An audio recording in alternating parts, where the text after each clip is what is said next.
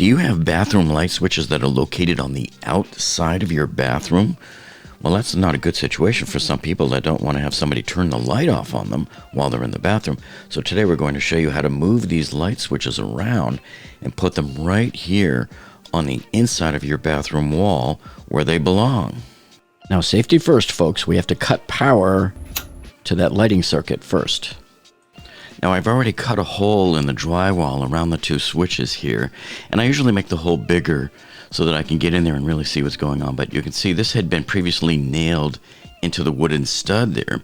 So what I did was I had to use my multi-tool to kind of slice through the plastic on the top and on the bottom. So I've already done it, but this is sort of what I did right here. I just ran the multi-tool right through the piece of plastic that the nails are angled up through. You can see right there at the bottom as well. See that down there?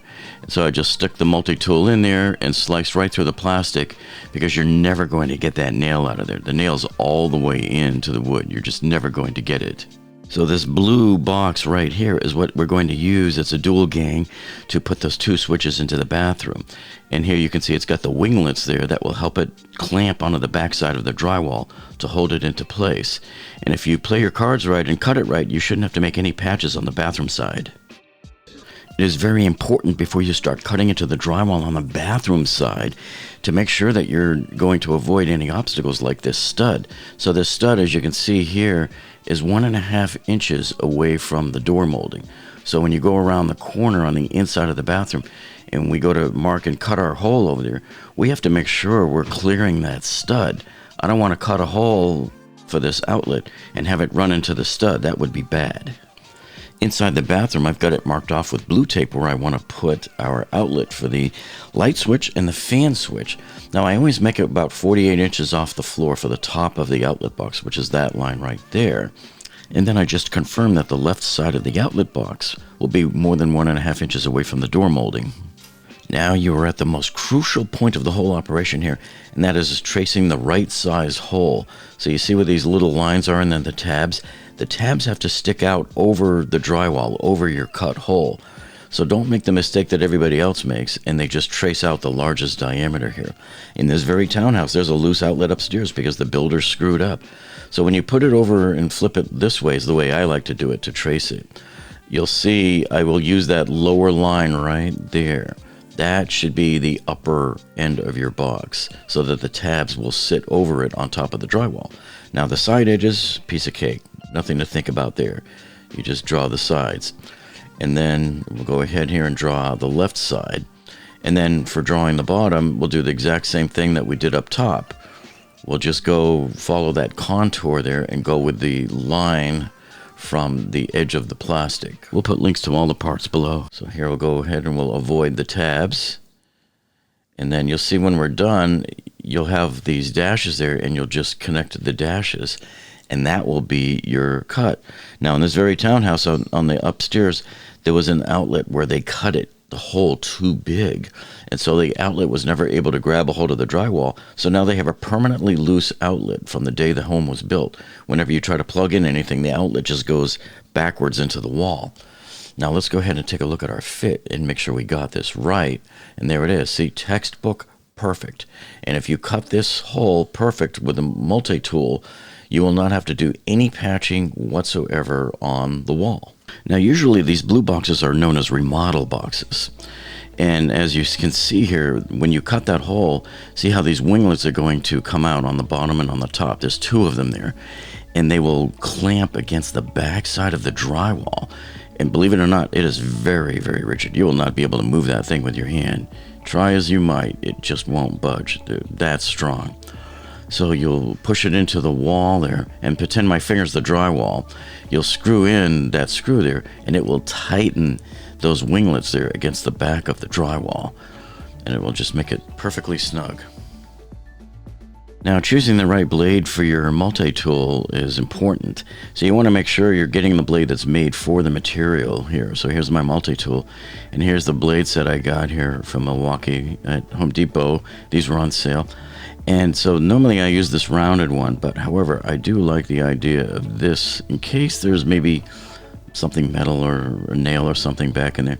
And these multi-material straight blades here with the titanium tips, they should be pretty smooth, and they're geared to cut through drywall as well, so we're going to use that.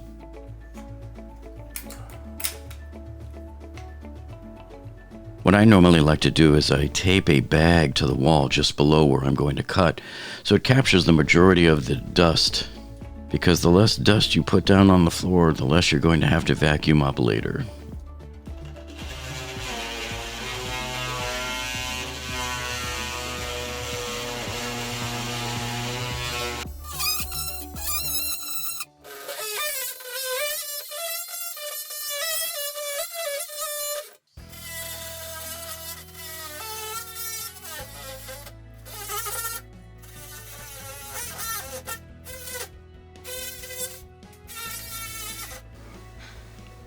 Oh yeah, look at this baby. Perfect. Talk about almost perfect. Let's see. Oh, we got a little bit of a hanging chad. Probably a 9 out of 10. But look, the hole is nice and clean, and there's not going to be any cleanup on the wall. And look at this, virtually no drywall dust landed on the floor. It all went into the bag. So just a couple of seconds of work can save you a lot of time later on. Hey, and look at this. We can finally see all the way through the wall to the other side. Here's Jeffrey. Here's Johnny. Now, before removing the switches and the wiring, always check with a non-contact voltage tester, because you could still have lines that are energized in that box that are not connected to the breaker. And the old outlet is finally loose and out of there. 4 different circuits had to be untwisted and forced out of their entrance ways there. Now we fit our remodel box right into the hole that we cut, and you can see it's nice and snug and it's perfect. It fits perfectly there. And you can see this is why here we drew those lines where we did, see, so that the tabs can stick over the drywall, and the sides were perfect there and the bottom's perfect. Everything was textbook, because a lot of people make the mistake of going and cutting all the way around the edge and not leaving enough drywall to put those tabs around. Builders do it all the time. I always encounter these mistakes from the builders. So I always use the outer side dimensions for my line, and then I use this line here on the top and the bottom to get that perfect cut every single time. This is textbook.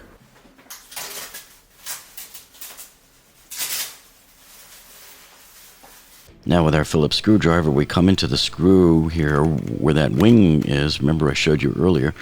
And we start screwing it in, and it will tighten that wing against the back of the drywall. As you can see right here in the picture, it just sucks it right into the back side of it and makes it nice and snug. Next, you just insert the Romex cables into the outlet box. And you can see the method of doing it is you have to poke through these little trap doors that sort of pinch against the Romex wires. So you just wedge it up in there. And I try to hook them up the same way they were before. The same cables should go right back into the same locations. And then inside the bathroom, the real work begins, because now we have 4 circuits coming back into this outlet box here. 12 wires. This one here looks like it goes up the wall to other outlets or lights. This one here goes to the outlet that's on the outside of the wall down by the floor. And then this one goes up to the bathroom light. That'll go to a switch. And this other one here goes to a fan that's up on the ceiling, and that'll go to the other switch. I usually like to start by tying all of the grounds together, and in this case I'm introducing 2 pigtails, because my preferred method of wiring to getting everything from the rat's nest to the switch is to do it with a pigtail. I don't like to tie multiple wires directly onto a switch or to an electrical receptacle, and you'll find many electricians are like that the same way. It's a lot easier to just have 3 wires going to each device instead of multiple wires. Make all your connections in the back of the box, not in the front of the box. There's the ground wires twisted together. Now I can tell you the builder really screwed up on the wiring, because they didn't twist the wires together like you see me doing here. They just had 2 wires together and then put the cap on, and that's a very unreliable connection. What you see me doing here, you want to get 3 or 4 good solid swirling twists. It should look like one of those soft serve ice cream cones before you even put the wiring nut onto place. Yeah. Now we twist up all of the black wires and all of the white wires, and then we have the wonderful task of trying to shove all of these back in there. And I wouldn't do it without using these Volt Claw sticks. These are the best things in the world to help you shove those wires back in there.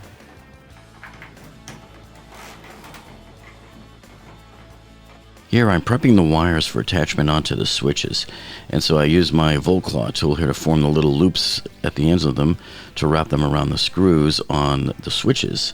So there's only 6 wires that I have to do this to. Now we just very quickly wire up the switches. Very simple. There's the first one done.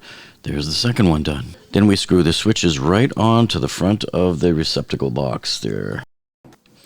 Now here's something that I don't often see other people do in other videos, but I hate it when people install switches and outlets crooked.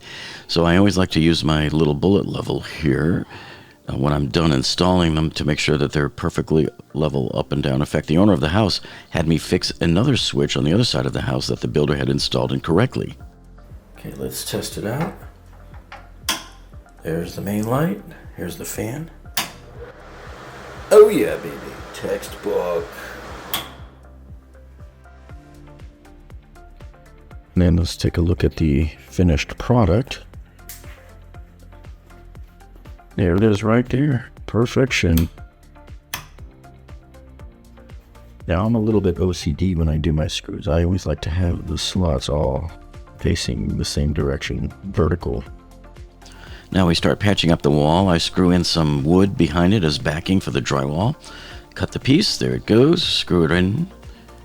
It's nice and tight fit there, and then we put on the green mesh tape, and then as soon as we're done with that, we go ahead and we start our first layer. I'm using 5-minute mud because I want this to set up pretty quickly. Next, we have an assistant that holds the shield to protect the wood around the frame of the door as I spray on the Homax orange peel texture. And you typically go around in a circular pattern, and it actually matches it pretty good. So remember, this is not knockdown. And this blended in pretty good with the surrounding wall. Now, I don't like that little ridge at the bottom, so I'm going to do another application of mud. Then here's a close-up of the textured wall now. And you can see it matched pretty closely to what was already there. So here's the regular field part of the wall with no repair patch. And look, there's the textured part that we just added. So I've tried sprays like these before. Sometimes they work, sometimes they don't, but in this case it worked pretty good because I went with the orange peel that they have there. And this was, of course, the large one, or heavy they call it here. So we used the heavy setting. We adjusted the output of this valve here, and it gave us nice thick.